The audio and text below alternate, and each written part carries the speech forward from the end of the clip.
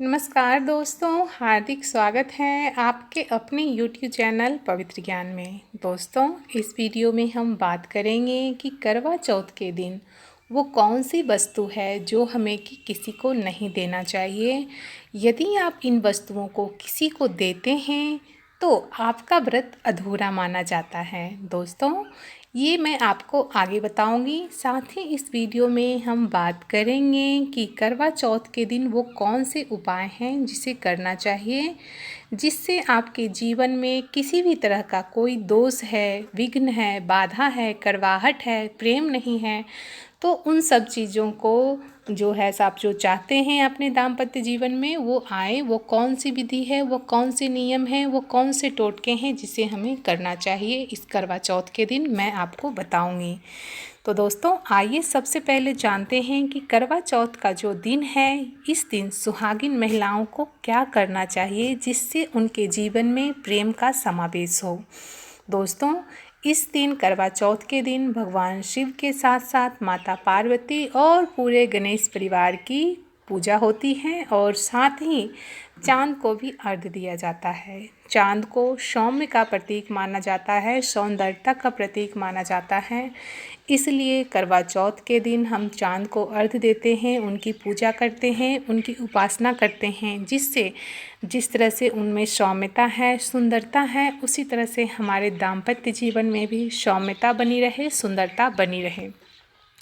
दोस्तों, आइए सबसे पहले हम बात करते हैं कि करवा चौथ के दिन वो कौन से उपाय हैं जिसे हमें करना चाहिए, जिससे हमारे दाम्पत्य जीवन में प्रेम का संचार हो। सबसे पहले दोस्तों, यदि आप व्रत रखते हैं करवा चौथ के दिन, अगर आप किसी तरह के वैवाहिक जीवन में पति पत्नी के बीच दूरियां हैं तो इसके लिए मध्य रात्रि को आप पीले वस्त्र धारण करें। मध्य रात्रि का मतलब हुआ कि जब आप चांद को अर्घ्य दे लें उसके बाद पीले वस्त्र धारण करें।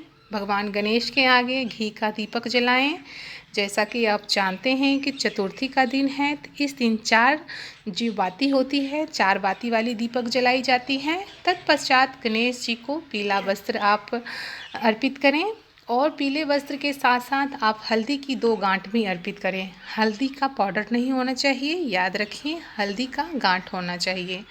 उसके बाद जितना हो सके कम से कम 1 माला तो आप ज़रूर जपें। ओम गंगन पतये नमः। मैं आपको मंत्र बता देती हूँ, ओम गंगन पतये नमः।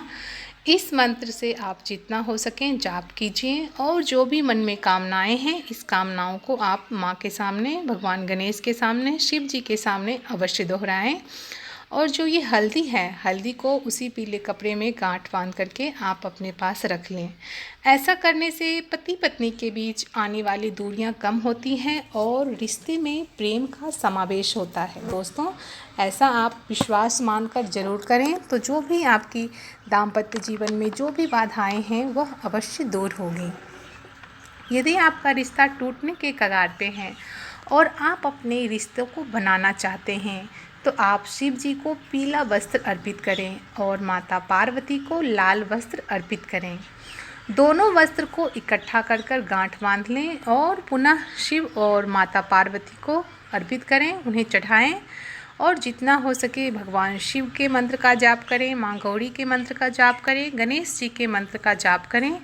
और इस जो वस्त्र हैं, इस वस्त्र को आप सुबह उतार करके जहाँ आपकी शादी के जोड़े हैं आप वहाँ रख लें।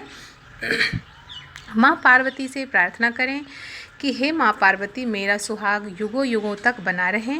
आपको सत सत नमन माँ, सत सत नमन माँ, सत सत नमन माँ। जो भी आप प्रार्थना करते हैं सच्चे मन से करें, सच्ची श्रद्धा से करें, तो फिर देखिए जो आपकी मन की इच्छाएं हैं, जो कामनाएं हैं, वह अवश्य पूरी होगी। माँ पार्वती आपको अपना आशीर्वाद जरूर देंगे। मन में किसी भी तरह का शंका नहीं रखें आप, इस बात का आप विशेष ध्यान रखें। दोस्तों, यदि आपके वैवाहिक जीवन में अकारण किसी बात से बहस होती है, नहीं चाहते हुए पर भी झगड़ा होता है, प्रेम है फिर भी अनबन हो जाती है, तो इस दिन करवा चौथ के दिन आप पीला वस्त्र धारण करें। पान के पत्ते या पीले जो पीपल के पत्ते हैं, पीपल के पत्ते पर आप सिंदूर ले लें और गणेश जी को अर्पित करें और जितना हो सके आप गणपति के मंत्र का जाप करें। तो जो ये सिंदूर है, यही सिंदूर आप थोड़ा थोड़ा करके जब भी आप इस्तेमाल करते हैं तो इसका इस्तेमाल करें। तो ऐसा करने से भी जो दाम्पत्य जीवन में जो भी कड़वाहट है वह दूर होकर के आपके जो जीवन है, दाम्पत्य जीवन है, उसमें सुख, समृद्धि और शांति अवश्य आएगी। इस बात का आप विशेष ध्यान रखें। मैं जैसा कि आपको पहले ही बताई थी कि मैं आपको बताऊंगी कि करवा चौथ के दिन वो कौन सी वस्तु है जो हमें किसी को नहीं देना चाहिए। यदि आप इन वस्तुओं को किसी को देते हैं तो ऐसा करने से आपके जो करवा चौथ का व्रत है यह अधूरा माना जाता है, संपूर्ण नहीं माना जाता, व्रत असफल हो जाता है। तो दोस्तों, जो भी सफ़ेद वस्तुएं हैं, चावल हो गया, दूध, दही या फिर सफ़ेद पुष्प, आप अपने हाथों से, यदि आप करवा चौथ का व्रत कर रही हैं तो आप अपने हाथों से इन चीज़ों को किसी को ना दें। दोस्तों, वैसे तो शहरों में तो कोई मांगने नहीं आता, लेकिन गांव में अभी भी ट्रेंड है, चला हुआ है कि यदि आपके पास कुछ है तो कुछ ना कुछ लोग मांगने आ ही जाते हैं, जिसको देना पड़ता है। तो आप विशेष ध्यान रखें।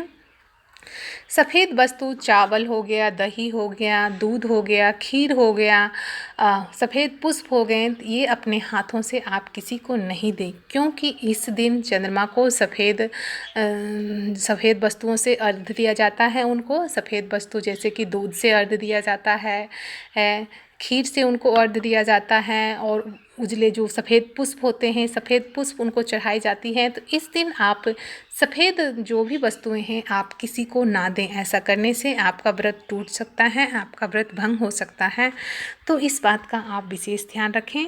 दोस्तों, साथ ही मैं आपको बताना चाहती हूँ कि करवा चौथ का जो व्रत है, यह व्रत आप अपने पति के लिए रखते हैं, उनकी आयु दीर्घ हो इसके लिए रखते हैं, और आप सदा सुहागन रहें तो इसलिए आप व्रत रखते हैं। तो इस दिन आप अपने पति की पूजा करते हैं। चांद को अर्घ्य दे करके पति की पूजा की जाती है, उनको तिलक लगाया जाता है, उनको रक्षा सूत्र बांधे जाते हैं, उनकी पूजा आप करते हैं। तो इस दिन आप याद रखें कि उनके साथ किसी भी बात को लेकर के अनबन ना हो और किसी भी बात पे बहस ना हो। तो इस बात का विशेष ध्यान रखें, क्योंकि यदि आप दिन में उनसे बहस करते हैं, रात को पूजा करेंगे तो पूजा आपका सफल नहीं होगा। यदि आप पूजा सफल करना चाहती हैं, पूर्ण रूप से करवा चौथ मनाना चाहती हैं, तो अपने पति के साथ किसी भी तरह का बहस ना करें। घर में आपके सास हैं, जेठानी हैं, और जो भी बड़े बुजुर्ग हैं उनका आप सम्मान करें, किसी भी तरह का उनका दिल ना दुखाएं, किसी भी बात पे बहस ना करें। कोई भी व्रत हो, हमारे हिंदू धर्म में हमें यही सिखाया जाता है कि बड़ों का सम्मान करें, दूसरों को दिल ना दुखाएं, हमेशा सबका आदर सम्मान करें, और जो भी है उनका आशीर्वाद लें, जो भी बड़े बुजुर्ग हैं उनका आशीर्वाद लें। तो इस बात का आप विशेष ध्यान रखें। सासू माँ हैं तो इस दिन श्रृंगार की थाली उनको दी जाती है, सुहाग का सामान दिया जाता है, और जो भी आपसे बन पाता है वस्त्र, और जो भी आप उनको गिफ्ट करना चाहती हैं तो इस दिन उनको दें। किसी भी बात पे अनबन ना करें आप, इस बात का विशेष ध्यान रखें। व्रत का मतलब यही हुआ कि सिर्फ सजना संवरना नहीं होता है करवा चौथ के दिन। व्रत का ही मतलब यही होता है कि आप व्रत में रहें, तो जो भी चीज़ आप अवॉइड, बुराइयां हैं आप उससे दूर रहें, आप उसको अवॉइड करें, यही व्रत का मतलब होता है। तो उम्मीद करती हूँ कि जो जानकारी मैं आपको दी हूँ आपको अच्छा लगा होगा।